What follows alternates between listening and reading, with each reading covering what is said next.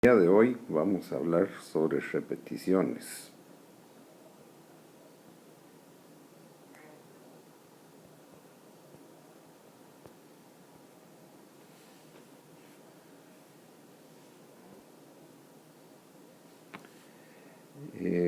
Hasta ahora, todo lo que hemos hablado ha sido poder ejecutar instrucciones o algoritmos secuenciales. En un diagrama de flujo, por ejemplo, sería algo similar a esto.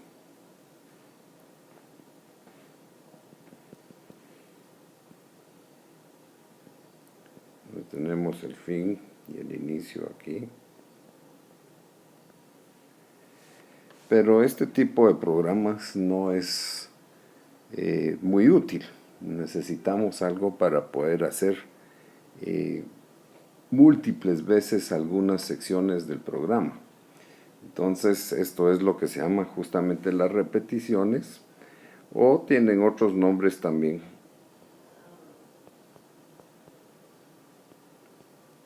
como iteraciones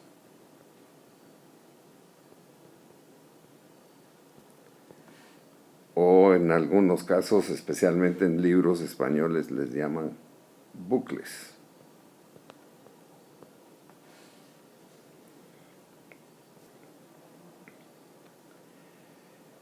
Las repeticiones en un diagrama de flujo tienen un símbolo nuevo. Este es un símbolo nuevo que vamos a ver.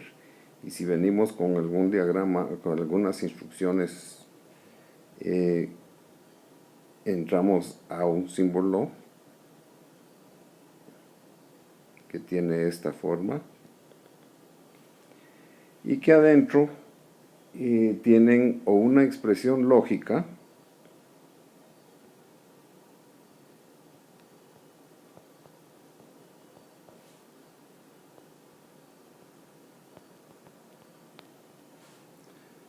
o una variable de control.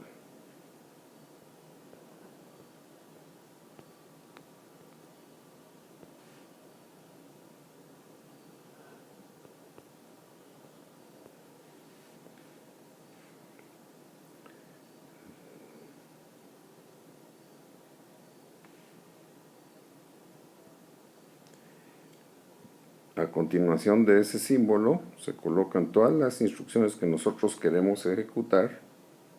Podría ser un proceso, etc. Y cuando hayamos terminado, a veces se termina en un conector y se representa el retorno a ese mismo punto con una línea punteada en vez de una línea sólida en cuanto a las flechas.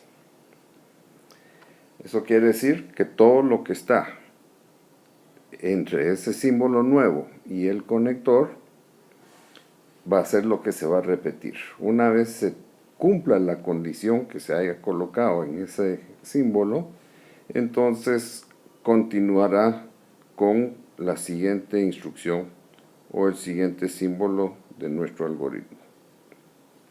Básicamente eso es entonces lo que nos permite regresar hacia arriba y volver a repetir una y otra vez.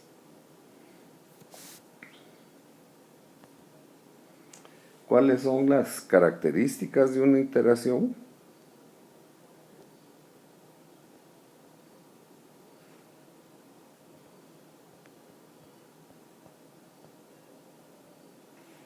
Tenemos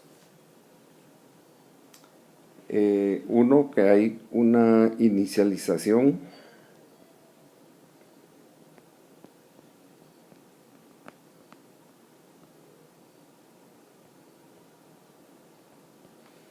de variables de control.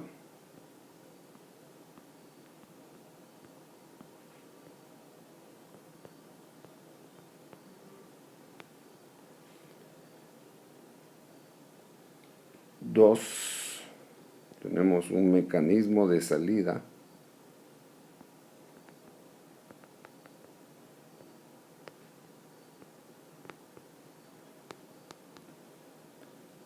Tres, hay un grupo de instrucciones a ejecutar.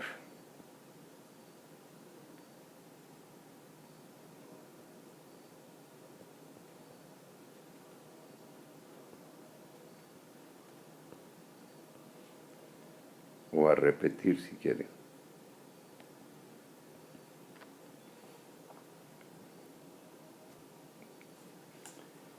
En los diferentes lenguajes de programación que hay, se implementan tres variedades de estas formas de iteración.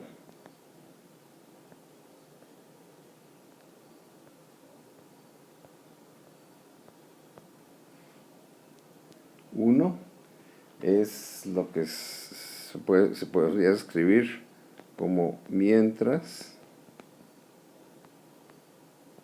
se cumple una expresión lógica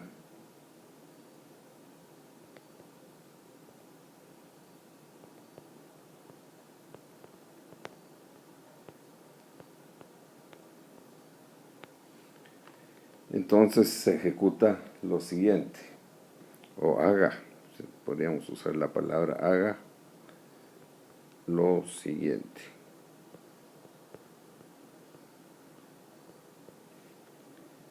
La segunda forma es un poquito más larga, pero es para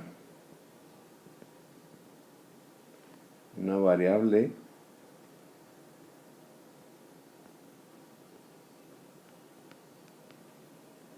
que empieza en un valor inicial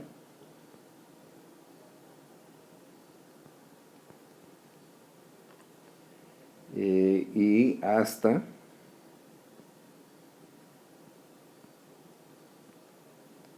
un valor final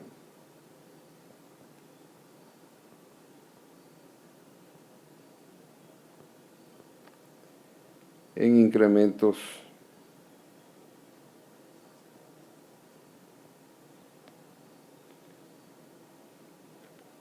de un valor.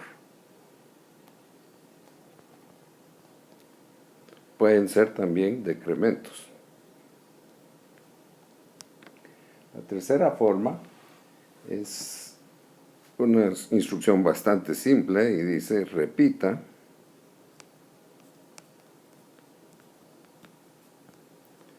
lo siguiente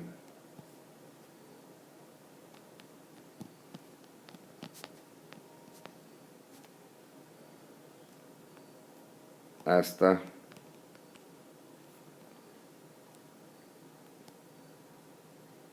una expresión lógica.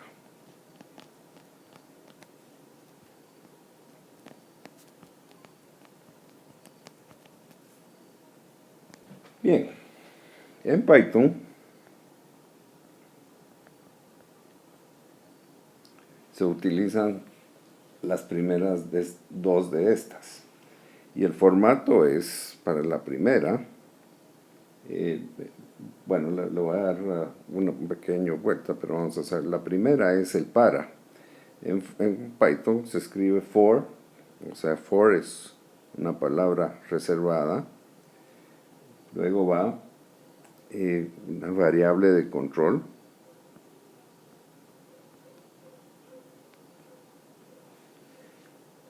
In y una secuencia.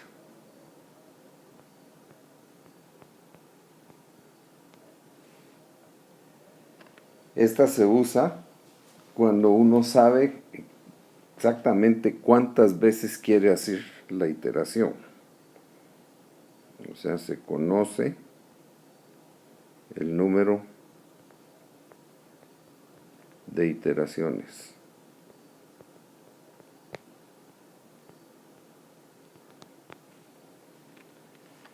La segunda es el mientras, que en Python sería while se cumple una expresión lógica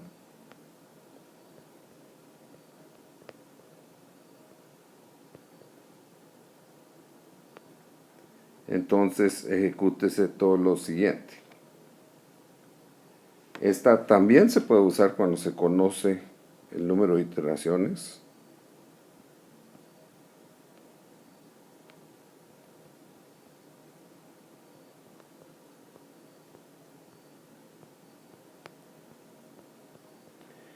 Pero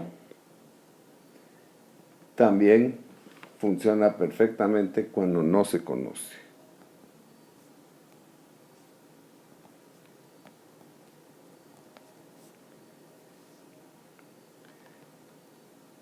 El número de iteraciones.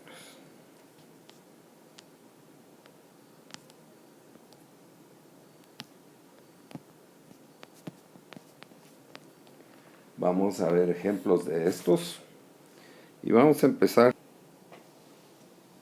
con el for.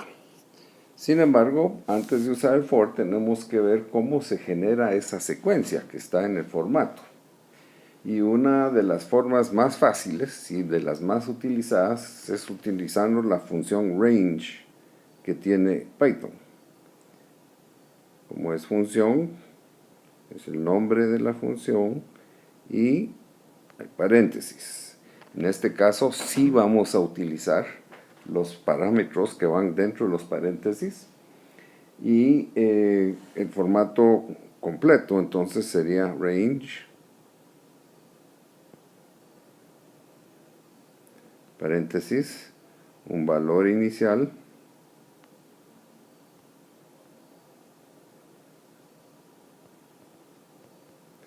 coma, un valor final,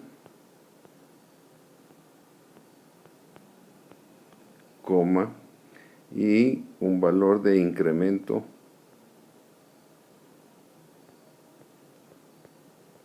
o decremento. Y cerramos paréntesis. Esto pueden probarlo en sus computadoras y podría ser algo como, por ejemplo, range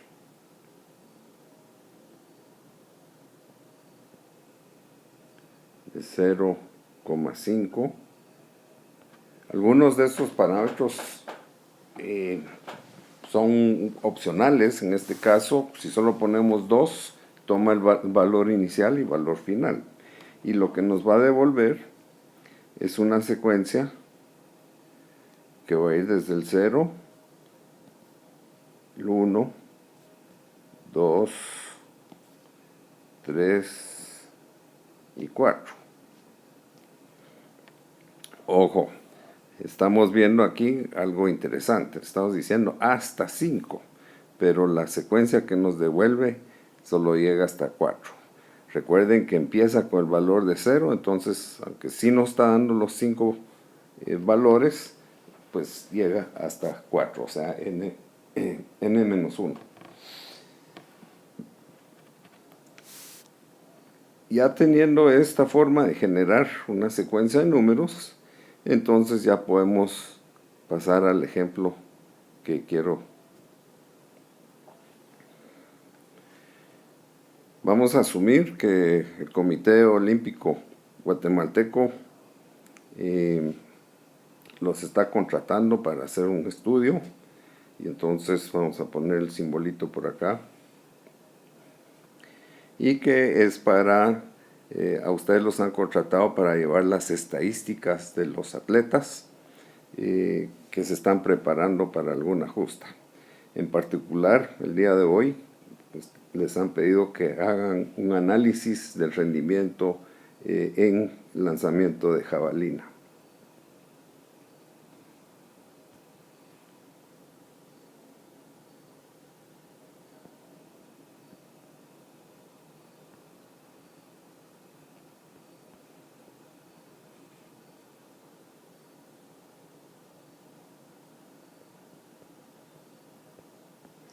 ¿Ok? Les van a pedir que van a ver que el atleta va a hacer 10 lanzamientos.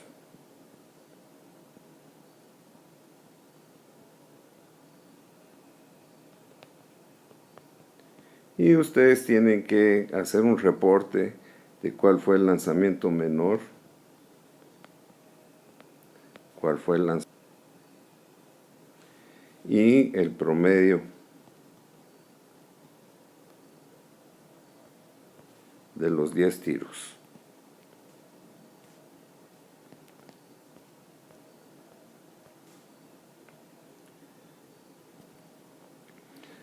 Les voy a incluir ahorita un programita que hice, a ver si nos ayuda a clarificar. Vamos a ver si lo podemos hacer más grande.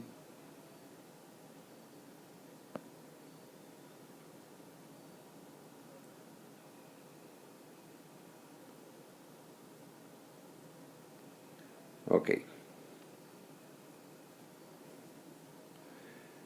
Ven ustedes entonces que el programa tiene una sección de inicialización de variables en el que estoy poniendo menor como 100, o sea, y el mayor como menos 99. Pareciera intuitivo, pero la razón de hacer esto es para que cualquier valor que yo coloque va a ser menor que 100, porque la cancha solo tiene 100 metros, y cualquier valor que yo coloque va a ser mayor que 99. Ya después esto se va a ir autoajustando. Luego tengo un acumulador, lo que se llama un acumulador, que luego estoy llamando suma, y luego un mensaje, que lo voy a usar para ingresar los datos. Luego empezamos con el establecimiento de la iteración usando el for, y entonces estoy usando como variable de control una variable que se llama control, y estoy pidiendo en el rango de 0 a 10. Entonces, cómo funciona esto es que control va a tomar los valores 0, 1, 2, 3, 4, hasta 10. Y por cada uno de esos va a ejecutar las instrucciones que están dentro de esa iteración. ¿Cómo sé cuáles son las que están dentro de esa iteración? Ustedes ven que hay 2 puntos después del for, muy similar a cómo se define una función. O un if, por ejemplo, y entonces sabemos que todo lo que tiene sangría es parte de lo que se va a repetir. Así que vamos y después dice, ok, la distancia es igual, y leemos un valor. Como lo quiero, es posible tener decimales, entonces estamos convirtiéndolo a un número flotante. Usamos la función raw input para ingresar los datos. Y el mensaje, en este caso estoy concatenando 3 cadenas de caracteres. Uno es el mensaje que estaba arriba, que es ingrese la instancia obtenida en el lanzamiento número tanto. Luego estoy usando una función que creo que vieron con la ingeniera, o ya vieron ustedes, es la función string, convertir a una cadena un número. ¿Y cuál es el número que voy a convertir en una cadena? Es el valor que tiene control en ese momento, más 1, porque recuerden que control empieza en 0. Y luego le agrego otra cadena de caracteres, que es el 2 puntos y un espacio. Al tener ya el valor en distancia del primer tiro, entonces pregunto si la distancia es más pequeño que el valor de menor, que en este caso es 100, la primera vuelta. Como sí va a ser, entonces va a decir, ok, asígnele al menor el valor de la distancia leída en este momentito. Luego regresamos y preguntamos si la distancia es mayor que el valor de mayor, y como el valor, cualquier valor que haya tenido desde 0 metros para arriba, en el lanzamiento va a ser mayor que el menos 99 que había puesto inicialmente. Así que la primera ronda, las 2 variables se actualizan con el valor que tiene esa distancia. Y finalmente, en la suma, acumulo el valor de ese tiro. Ahí se acaban las instrucciones a iterar, por lo tanto, sube al for. El valor de control toma el valor de 1 ahora y pregunta de nuevo, ingrese la distancia obtenida en el lanzamiento número, en este caso va a ser 1 más 1, 2. Se ingresa la distancia metida y entonces ya se empieza a comparar. Si la distancia es menor que lo que teníamos como el menor, pues ese es el nuevo valor de menor. Y si la distancia es mayor, ese es el nuevo valor mayor. volvemos a acumular y así vamos a dar esas vueltas 10 veces. Finalmente, pasamos a la sección para hacer cálculos finales y desplegar los resultados y tenemos entonces promedio es igual a la suma partido 10 porque fueron 10 lanzamientos e imprimimos el lanzamiento menor, el lanzamiento mayor y el promedio. Siempre les recomiendo que prueben ese programa en sus computadoras. Muy bien. Después, ahora quiero utilizar un ejemplo con el while.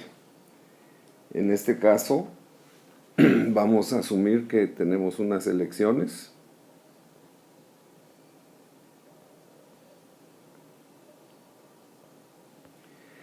Y se nos contrató para escribir un algoritmo que pueda determinar el ganador de una elección presidencial o lo que sea, en la que hay 3 candidatos.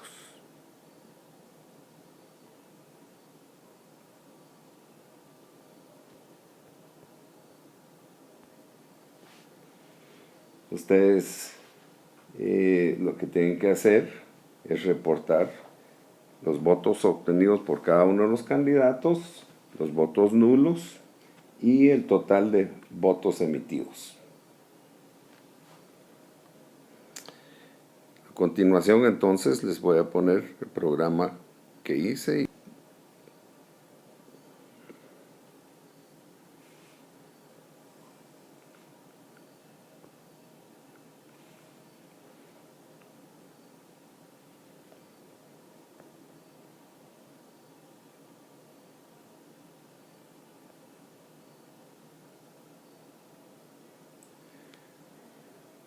Muy bien.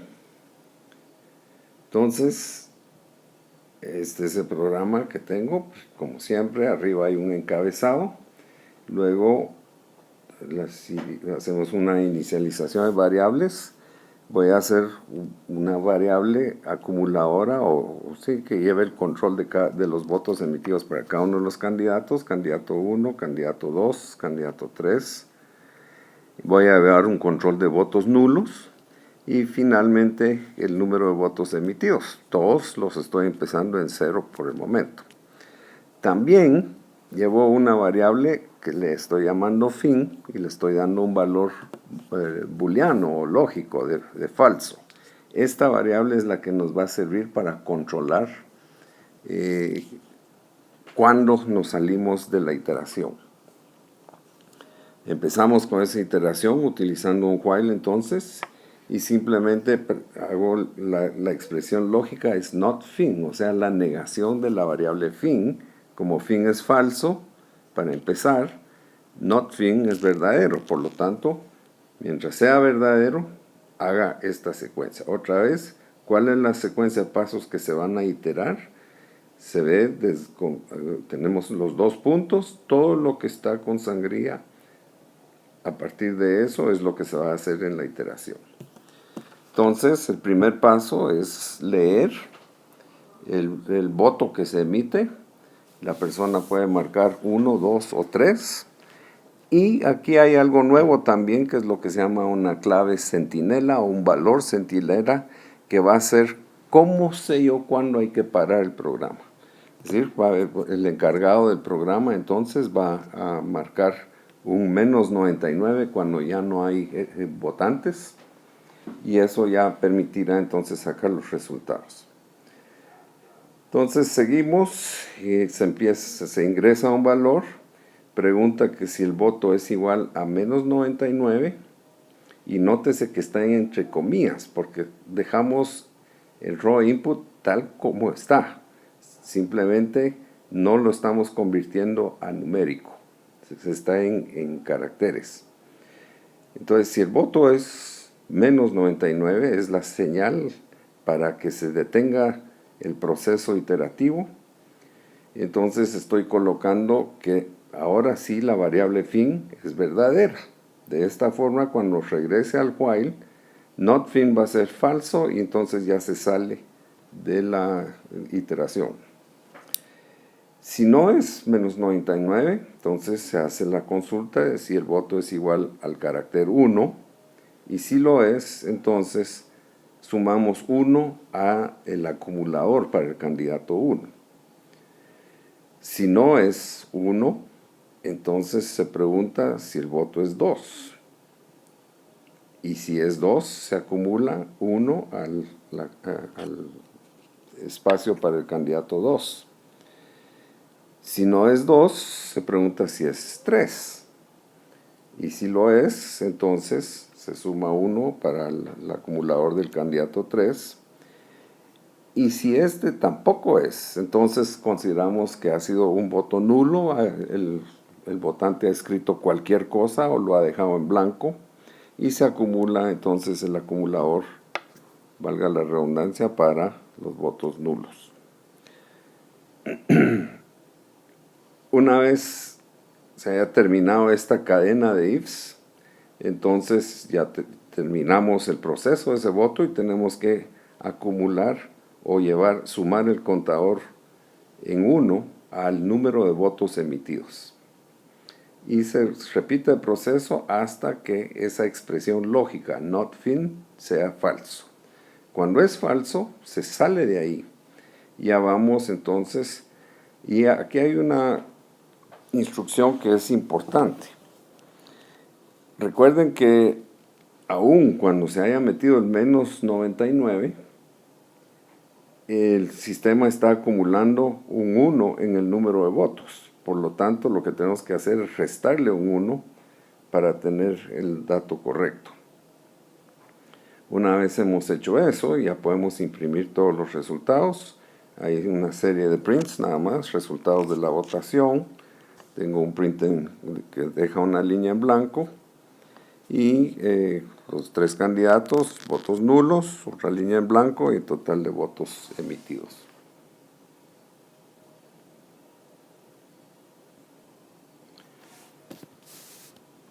Finalmente, vamos a hacer otro ejercicio más usando el while.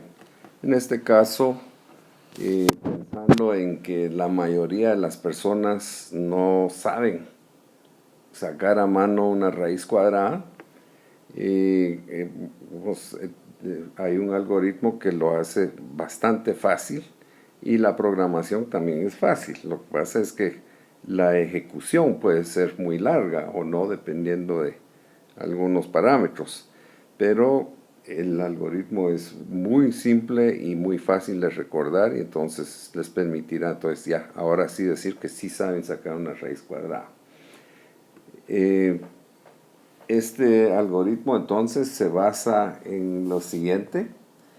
Primero se hace una estimación inicial, se le va a pedir al usuario que ingrese el número del que le quiere sacar la raíz cuadrada. Luego que él diga una estimación, que puede ser cualquier valor, pero entre más preciso es el valor que ponga, más rápido se va a terminar el cálculo.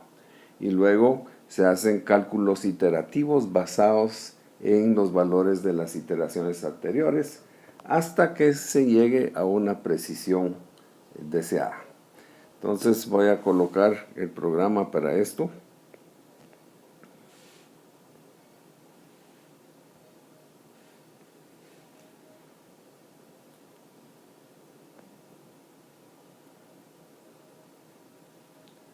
Muy bien, aquí está. El mismo formato más o menos, un encabezado de programa indicando para qué sirve, inicialización de variables. Aquí he colocado una variable que se llama precisión, que indica que es un número. A mí me interesa el resultado bastante exacto, que la diferencia entre una iteración y la otra no sea más de, en este caso es un millonésimo de valor.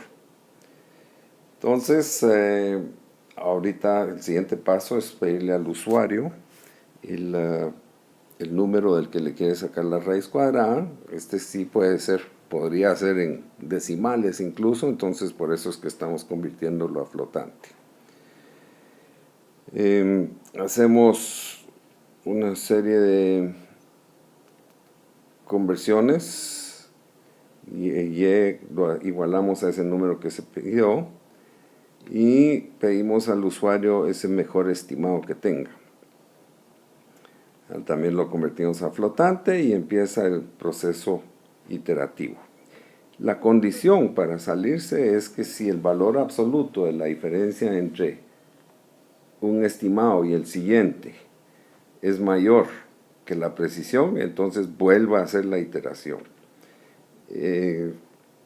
Imprime el estimado y hace un cálculo nuevo del estimado, que es simplemente x más el número que pedimos, más el nuevo estimado es el estimado antiguo más el número partido el estimado antiguo partido 2. Finalmente vamos a desplegar el resultado final. Es un proceso muy simple, como ven, pero se ejecuta bastante rápido.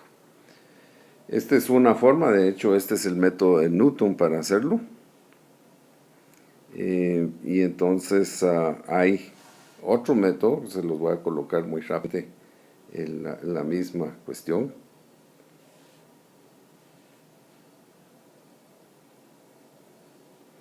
Este es bastante parecido. Y ahora he usado variables un poco más significativas, pero pueden ver que es más o menos lo mismo. De hecho, creo que este algoritmo es un poco más fácil de entender que el otro, pero cada quien podrá decidir. Muy bien, esta lección entonces. Solo quiero que observen varios puntos.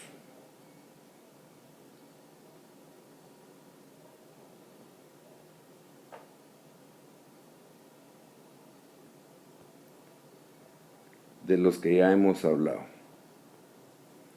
Uno, bueno, este sí no lo platicamos. En los ejemplos estos, y particularmente en el cálculo de la raíz, vieron que cada estimación salió en una línea nueva.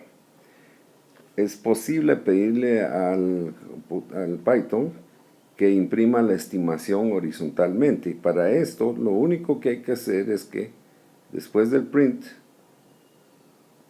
por ejemplo, print estimado,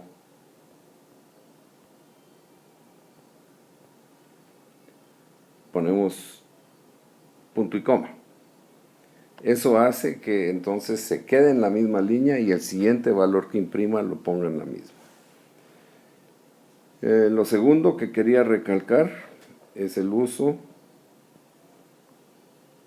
de valores señuelo.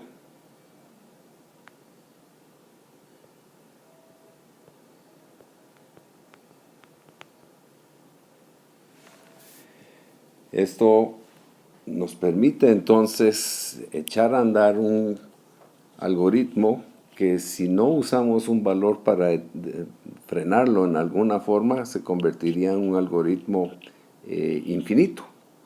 O sea que no pararía nunca. Es muy importante entonces tener eso. El tercero, que es algo que los vimos también con ese mismo algoritmo para la raíz cuadrada, es que hay que tener cuidado en comparar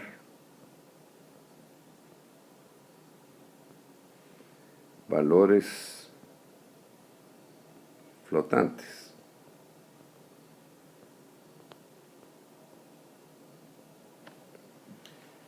Esto es porque las computadoras trabajan con lo que se llama matemática finita y hay valores que no pueden guardar fielmente. Ustedes pueden pensar, por ejemplo, en el número 1/3. Su representación en decimales es 0.3 a la infinito, pero ninguna computadora tiene una memoria infinita, entonces en algún momento tiene que decir, pues lo tengo que truncar. Puede ser, lo trunco en 10 decimales, o lo trunco en 5 decimales, o en 500 decimales, pero no importa cuántos haya, se tiene que truncar, y por lo tanto eso afecta las matemáticas, la precisión de los números, Y entonces es muy posible que si nosotros le decimos compare un número flotante con otro, sea el mismo de alguna forma, pero que haya una diferencia en decimales que ya no son significativos. Por lo tanto, no es buena práctica decir si el A es igual a B, entonces haga tal cosa o pare o lo que sea, sino que mejor ver cuál es la diferencia y ver si esa diferencia satisface la precisión que nosotros queremos. El cuarto punto es también hay que tener cuidado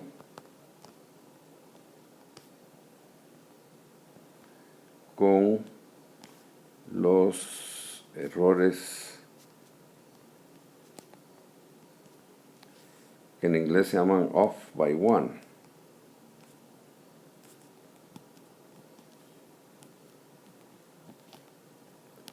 Es decir, que hay errores que estamos errados de la respuesta por uno.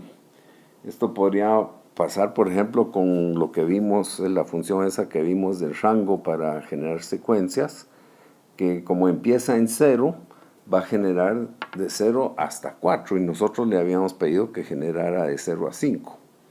Así que entonces siempre es bueno tener en mente eso porque es uno de los errores más comunes para los programadores principiantes. Muy bien, lo vamos a dejar acá.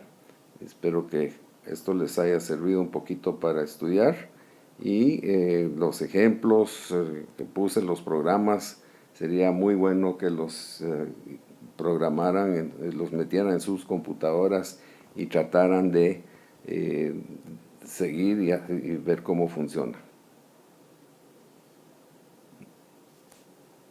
Made with Doodlecast Pro.